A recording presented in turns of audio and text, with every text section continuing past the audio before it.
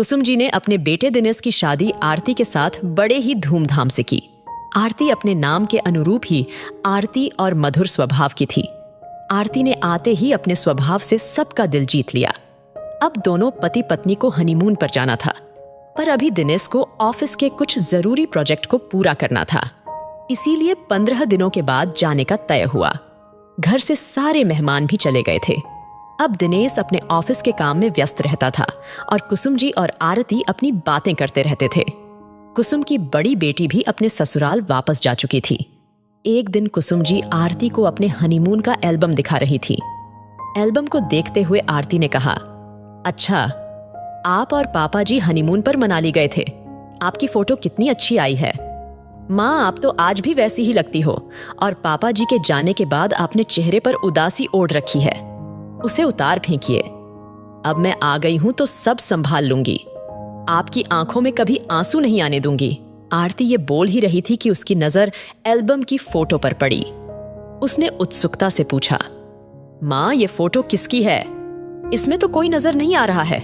यह सुन कुसुम जी बोली, ये मेरे और तेरे पापा जी के सपनों की फोटो है। कहते थे, कुसुम, वादा रहा, एक दिन तुझे विदेश घुमाने लेकर जाऊंगा। शादी की रात ही उन्होंने मुझसे पूछा था कि क्या इच्छा है। मैंने तुरंत बोल दिया कि मुझे विदेश घूमने जाना है, पेरिस जाना है। बस उस दिन से उन्होंने यह बात गांठ बांध ली। शुरुआत के समय में उन्होंने मुझे आसपास के तीर्थ स्थान घुमाया था, लेकिन विदेश घूमने का सपना इतना आसान नहीं था। वो छोटी मोटी नौकरी करते थे। परिवार में छोटे भाई बहनों की जिम्मेदारी भी उनके सर पर ही थी और साथ ही हमारे बच्चे और उनकी पढ़ाई की भी। कुसुम जी भावुक होकर बोली, तेरे पापा जी मुझे बड़ा प्यार करते थे। उन्होंने इतनी जिम्मेदारी निभाने के बाद भी विदेश घुमाने का सपना भुलाया नहीं था। उन्हें जब भी मौका मिलता था पेरिस जाने के लिए पैसे जमा करते रहते थे। नीना की शादी करने के बाद वह मुझे ले जाने वाले थे, पर अचानक चल बसे। उनके जाने के बाद उनकी उसी बचत से दिनेश को पढ़ाया और दिनेश ने नौकरी करके घर को संभाल लिया। मेरा सपना बस सपना ही बनकर रह गया है। लेकिन अब सब ठीक है। जरूरी नहीं है हर सपना पूरा हो। मेरा पेरिस जाने का सपना भी तेरे पापा जी के साथ ही चला गया। लेकिन अब तू आ गई है तो अब तुम दोनों अपने अपने सपने पूरे करो। यह सुन आरती की आंखें भर आई। कुछ दिनों के बीत जाने के बाद आरती कुसुम जी से बोली, माँ, आप अपना सामान पैक कर लीजिए। यह सुन कुसुम जी को आश्चर्य हुआ कि उन्हें कहाँ जाना है जो सामान पैक करें। तभी आरती बोली, माँ, हम सब पेरिस घूमने चल रहे हैं। यह सुन कुसुम जी बोली, नहीं बेटा, मैं तुम दोनों के साथ नहीं जाऊंगी। सब मेरी हंसी उड़ाएंगे कि बुढ़िया बेटे बहू के हनीमून में कबाब में हड्डी बन गई है। माँ, आप बस सामान पैक कर लीजिए।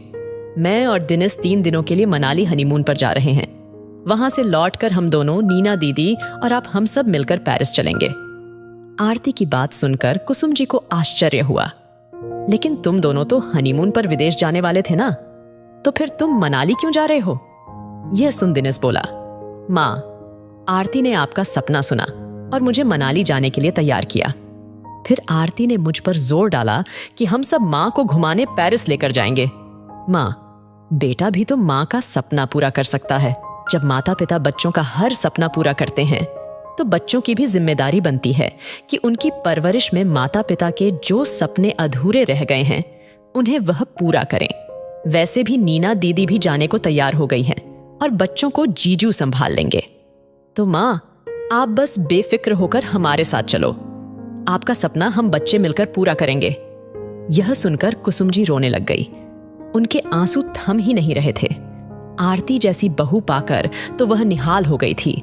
जैसे तैसे खुद को संभालते हुए उन्होंने आरती से कहा, बहू, मैंने तो सुना था कि बेटियां माँ का सपना पूरा करती हैं, लेकिन तूने तो बहू बनकर मेरा सपना पूरा किया है। यह कहते हुए दोनों सास बहू गले लगकर रोने लगे।